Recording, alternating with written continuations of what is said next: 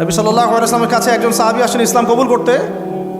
ইসলাম কবুল করতে এসে হাতের মধ্যে কিছু বালা আংটি থাকে না, এগুলো ছিল, এগুলো খুলে ফেলে দিয়েছেন নবী সাল্লাল্লাহু আলাইহি ওয়াসাল্লাম, খুলে ফেলে দিয়েছেন। তো একটা খুব দামি সোনার আংটি ছিল, ফেলে দেওয়ার পরে অনেকে বলছে তুমি তো এখন মুসলিম হয়েছো, ইসলাম কবুল করেছো, তো আচ্ছা ঠিক আছে, ওইটা না হয় নবীজি পড়তে নিষেধ করেছেন, তুমি ওইটা নিয়ে বিক্রি করে দাও, বিক্রি করে না হয় ওই টাকা দিয়ে অন্য কিছু করো। তিনি বলছেন কখনো না, আমার হাত থেকে আল্লাহ নবী খুলে একটা জিনিস ফেলে দিয়েছেন, আমি সেটা আবার নিতে যাব? কিসের জন্য এগুলা? এটা ভালোবাসা, মহাব্বত।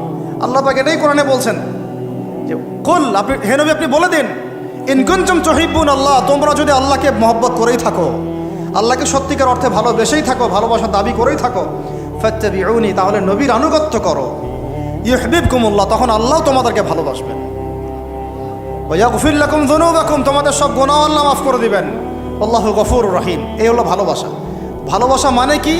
ভালোবাসা মানে হচ্ছে আসসামু ওয়া তাআ, আমি নবী এবং আল্লাহ এবং তার রাসূলের কথা শুনবো এবং আনুগত্য করব, শুনবো এবং এর নাম ভালোবাসা।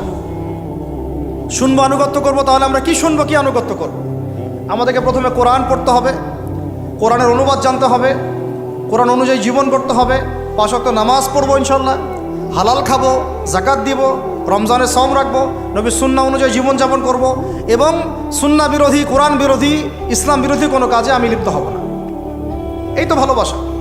এই ভালোবাসা যদি বহিঃপ্রকাশ ঘটাতে আমরা ব্যর্থ হই, নিজেও ধ্বংস হব, পরিবারও ধ্বংস হবে, আমাদের পরের প্রজন্মও ধ্বংস হবে, সমাজও ধ্বংস হয়ে যাবে। আমরা নবী সাল্লাল্লাহু আলাইহি ওয়াসাল্লামের শেখানো রাস্তার বাইরে যাব না ইনশাআল্লাহ। আমরা আল্লাহ রাব্বুল আলামিনের মহব্বত শুধু মুখে দাবি করবো এমন না, কাজে প্রমাণ করবো ইনশাআল্লাহ। আমরা তার রাসূলের মহব্বত শুধু মুখে দাবি করব না, কাজে প্রমাণ করবো ইনশাআল্লাহ। আল্লাহ এবং তার রাসূলের বিরোধী কোনো কাজে আমি কোনোদিনও লিপ্ত হব না ইনশাআল্লাহ। আমাদের ইয়াংদের মূল প্রবলেম এটা, একটা সামনে কিছু দেখলেই দৌড় দেওয়া শুরু করো, আর দাঁড়াও রে ভাই, দেখো এটা কার, কোত্থেকে আসছে, এর সাথে আমাদের কোনো সম্পর্ক আছে কিনা, এটা আমাদের সংস্কৃতি কিনা, এটা করলে আল্লাহ আবার আমাকে ধরবে কিনা, রাসূল আবার আমার উপর রাগ হবে কিনা কিয়ামতের মাঠে, আমার আমল নামে আবার গুনাহ জমাবে কিনা, এগুলোর হিসাব আমি কেমন করে দিব, এই চিন্তা করতে হবে না? তুমি তো ভাই মুসলিম পরিবারের যুবক, মুসলিম পরিবারের যুবতী, তোমাদের দ্বারা তো এটা আশা করা যায় না। অন্যরা করুক, সেটা না হয় আলাদা বিষয়, আমরা ওগুলো দেখতেও চাই না কে কী করে। 1993-তে এটা বাংলাদেশে আসছে, আবার বাংলাদেশে আবার ডাবল জাহেলিয়াত আসছে, কীরকম, যেটা আবার অন্য কান্ট্রিতে আসে নাই। বাংলাদেশে এই দিনে আবার আরও একটা দিবস একসাথে, ওটার নাম পহেলা ফাল্গুন। কি নাম বলেন? এই দুইটা মিলে এখন উদযাপন হবে কালকে থেকে। তো এই উদযাপন করতে আপনাদের সাগর পারে সব ভিড় জমায় ফেলছে, হোটেল সব বুকড, 3 গুণ 4 গুণ ভাড়া। মাশাআল্লাহ, আপনারাও তো যারা হোটেল মালিক আছেন এই সুযোগ লুফে নিচ্ছেন। হ্যাঁ, ব্যবসা বেশি হবে, তারপরে খাওয়া দাওয়ার হোটেলের প্রাইস বেশি হবে। শোনেন, একটা হারামকে কেন্দ্র করে যা কিছু অর্জন করবেন সব হারাম। একটা হারামকে কেন্দ্র করে যা কিছু অর্জন করবেন আপনি, সবই হারাম। বরং এখন আপনার বলা উচিত ছিল, ইমানদার হলে, আমার হোটেল আজকে বন্ধ, আমি এই দিবস উপলক্ষে ভাড়া দিই না। সাগরের সামনে তারা এগুলো করতেছে, সাগরের এক একটা ঢেউ এটা সাক্ষী থাকতেছে। এই সাগরের এক একটা ঢেউ, যে ঢেউ আল্লাহর হুকুমে আসে, আল্লাহর হুকুমে চলে।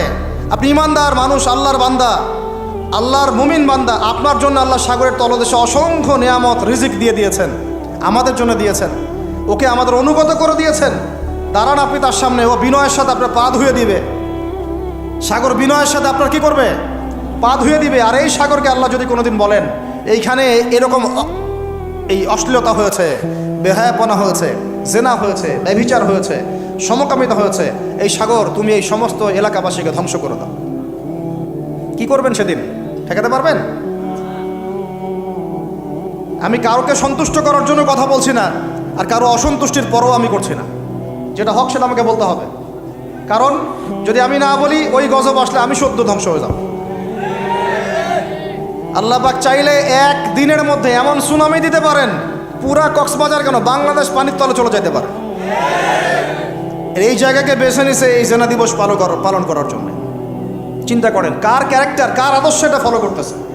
আল্লাহ পাক কোরআনে বলেছেন, লাকাদ কানা লাকুম ফি রাসূলিল্লাহি উসওয়াতুন হাসানা, তোমাদের মধ্যে আল্লাহর নবী মুহাম্মদ সাল্লাল্লাহু আলাইহি ওয়াসাল্লামের মধ্যেই আছে সর্বোত্তম আদর্শ। আর এই দিবস পালনের মধ্য দিয়ে আপনারা ওই সেন্ট ভ্যালেন্টাইন্স ওর আদর্শ ফলো করতেছেন। নাউজুবিল্লাহ। হাদিসে নবীজি বলছেন আল মারউ মা'a মান আহাব, যে যাকে ভালোবাসবে। অন্য হাদিসে আসছে যে কম যার সাদৃশ্য অনুসরণ করবে তার সাথেই তার হাসর হবে। তাহলে আপনারা তার সাথে হাসরের প্রিপারেশন নিতে থাকেন।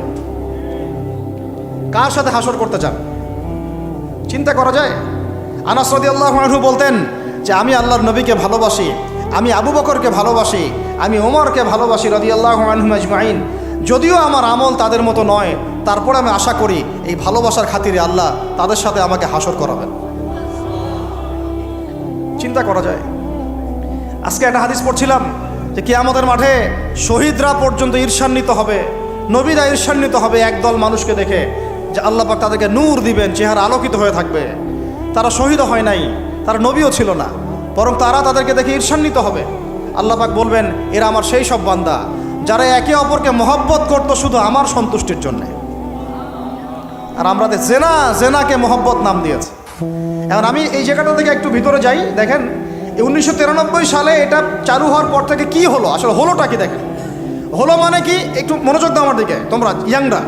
যখন এটা লাইসেন্স পেয়ে গেল, পৃষ্ঠপোষকতা পাচ্ছে, তখন আসলে হচ্ছেটা কি।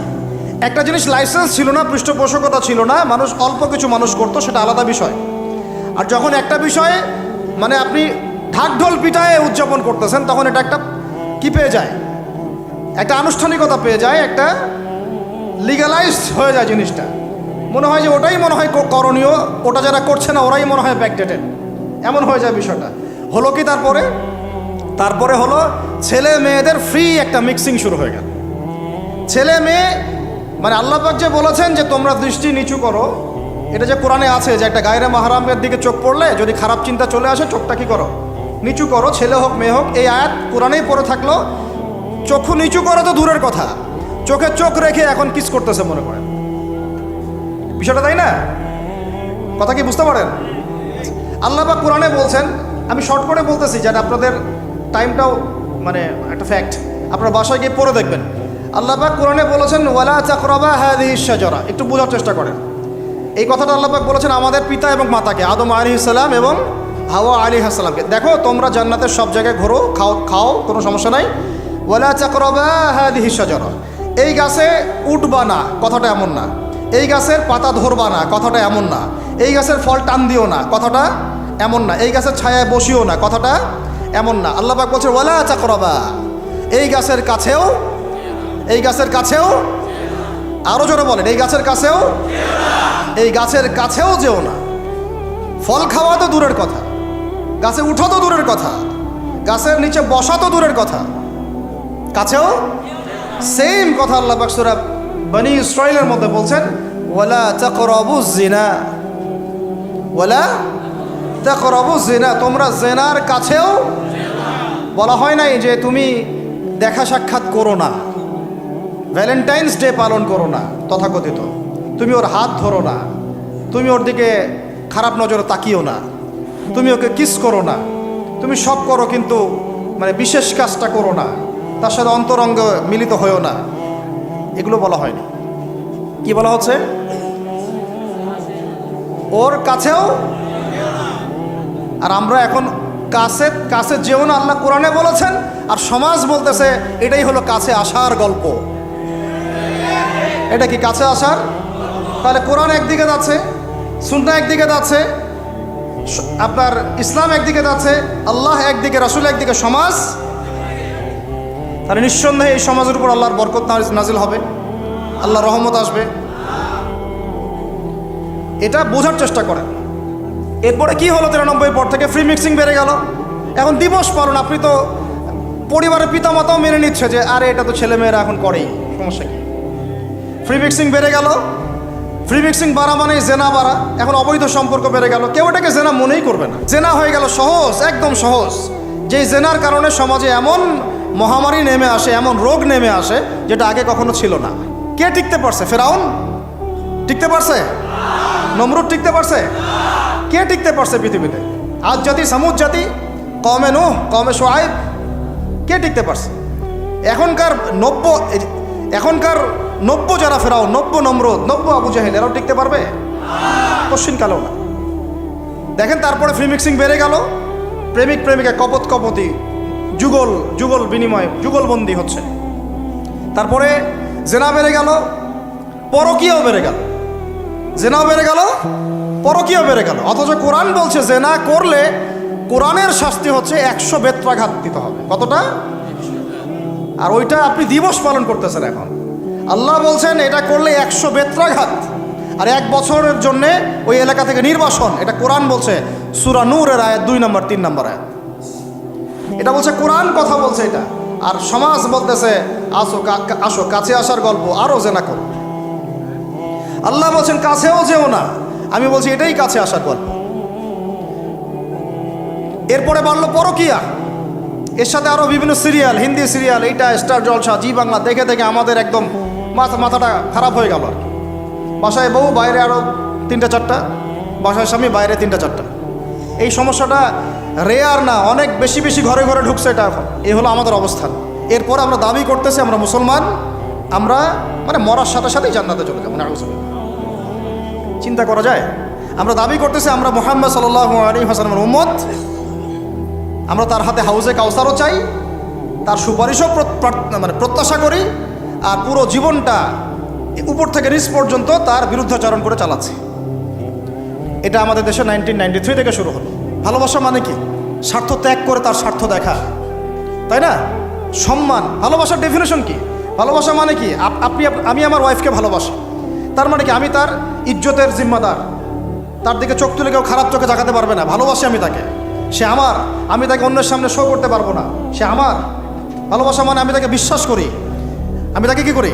বিশ্বাস করি, তার প্রতি আমার আত্মবিশ্বাস আছে, কনফিডেন্স আছে। ভালোবাসা মানে আমি তাকে সম্মান করি, আমি তার সম্মান বুঝবো। এরা ভালোবাসা সংজ্ঞা দিল, ভালোবাসা মানে হলো যৌনতা। ভালোবাসা মানে জাস্ট সেক্সুয়াল রিলেশনশিপ, আর কিচ্ছু না।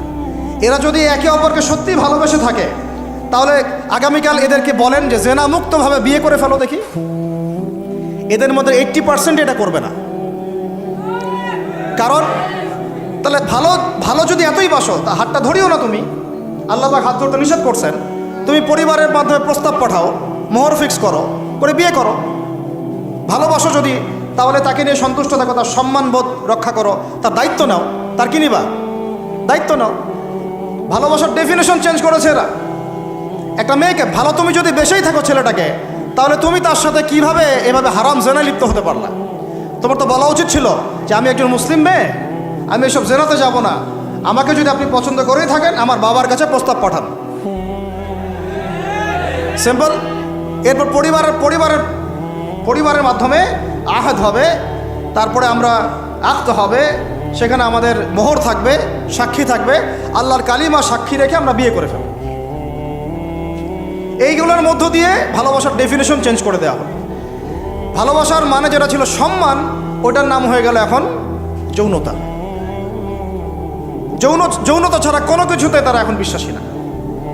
এই হোটেলে যে যৌনতাগুলো হবে, আপনারা প্রত্যেক মালিকের জিম্মাদার, বহন করতে হবে আপনাদেরকে। ভাবতেছেন আমি তো ভাড়া দিছি, ও কি করে করুক ভিতরে, না, আপনিও দায়ী আছে, হিসাব আপনাকেও দেওয়া লাগবে। ও তো দিবেই, আপনাকেও দিতে হবে। যারা এটাকে পেট্রোনাইজ করেছে, যে চালু করেছে, ওকে নিয়ে আমি এখন চিন্তিত। এগুলো স্টাডি করতে গিয়ে জানি নামটা আমার মাথায় আসছে, আমার মানে কলিজাটাই কাঁপা শুরু করছে। একটা জিনিস হচ্ছে আপনি একটা খারাপ কাজ নিজে করেন, মনে করেন নাউজুবিল্লাহ এক ভাই নিজে সুদ খায়, এটা তার ব্যক্তিগত পাপ, ঠিক আছে? এক ভাই ব্যক্তিগতভাবে গান শুনছে, ব্যক্তিগত পাপ। এক ভাই ব্যক্তিগতভাবে হয়তো কেউ নাউজুবিল্লাহ জেনা করেই ফেলছে, এটা তার কি ব্যক্তিগত পাপ। আল্লাহর কাছে ইস্তেগফার করবে, তওবা করবে, আল্লাহ চাইলে মাফ করে দিবেন, পাপ গোপন করে দিবেন ইনশাআল্লাহ, তাই তো? এটা একটা সুরত। একটা সুরত কি? আমি সুদ নিজে খাইছি, আরও লক্ষ কোটি মানুষকে খাওয়াইছি। আমি জেনা নাউজুবিল্লাহ সে নিজে করছে, অন্য আরও লাখ লাখ মানুষ, যুবক যুবতীকে জেনাতে উৎসাহিত করতেছে। নিজে গান শুনছে, মানুষকে শোনাচ্ছে, নিজের মৃত্যুর পরেও সেই গান বাজতেছে। এটা হচ্ছে গুনাহে জারিয়া। এটা কি? গুনাহে জারিয়া। তাহলে একটা গুনাহ নিয়ে আদম আলাইহিস সালাম যদি এত বছর কান্নাকাটি করেন, ইব্রাহিম আলাইহিস সালাম কিয়ামতের মাঠে যদি বলেন আমি পারবো না সুপারিশ করতে, নূহ আলাইহিস সালাম যদি বলেন আমি পারবো না সুপারিশ করতে, ঈসা ইবনে মারিয়াম, মুসা আলাইহিস সালাম, তারা পর্যন্ত বলবেন আমি আজকে আল্লাহ পাকের সাথে কথা বলার সাহস রাখি না। আর এই যারা গুনাহে জারিয়া চালু করে দিল, এদের কি অবস্থা? আল্লাহ পাক আলহামদুলিল্লাহ আমাদেরকে এই জাহিলিয়াত থেকে বের হয়ে আসার তৌফিক দিয়েছেন। এই শুকরিয়াটা আমরা আদায় করে কিয়ামত পর্যন্ত শেষ করতে পারবো না। আর আমাদের দায়িত্ব অন্য ভাইদেরকে ফেরানো, বোঝানো, শেখানো, জানানো। ইনশাআল্লাহ আল্লাহ চান তো এই প্রজন্ম ফিরে আসবে ইনশাআল্লাহ। এই কথাগুলো সবার কাছে প্রচার করবেন। সবচেয়ে বেশি ভালোবাসেন, মহব্বত করেন আমাদেরকে আমাদের রব। কে ভালোবাসে আমাদেরকে? আল্লাহ ছাড়া আসলে ভালোটা বাসেই বাকে। আমরা যে পবিত্র সম্পর্কের কথাও বললাম, এই যে স্বামী স্ত্রীর সম্পর্ক, স্বামী স্ত্রীর মধ্যে মহব্বত, পবিত্র সম্পর্ক, এটা হালাল, বৈধ। আল্লাহ পাক বৈধতা দিয়েছেন, কারণ আমাদের প্রবৃত্তির চাহিদা আছে। এই চাহিদা পূরণের জন্য আল্লাহ পাক আমাদেরকে হালালভাবে বিয়ে করতে বলেছেন। সমাজ বিয়েটাকে কঠিন করে ফেললো আর জেনাটাকে সহজ করে ফেললো। বিয়ে কঠিন হয়ে গেল, এরা এখন বিয়ে করতে পারবে না চাইলে। বলেছি আমি, কোরআন একদিকে, সুন্নত একদিকে, ইসলাম একদিকে, সমাজ, এই সমাজের তাকদির খারাপ। এভাবেই নবী সাল্লাল্লাহু আলাইহি ওয়াসাল্লাম পেরেশান ছিলেন কিভাবে সমাজের মানুষকে ফেরানো যায়। আজকে আমরাও পেরেশান। আল্লাহ পাক সবার আগে আমাকে ইসলাহ দান করেন, আমার পরিবারকে দান করেন, আমাদের প্রত্যেক দিনই ভাই বোনকে দান করেন এবং ইস্তেকামাত দান করেন। আল্লাহুম্মা সাব্বিতনা ওয়াজআলনা হাদিয়ান ওয়া মাহদিয়া।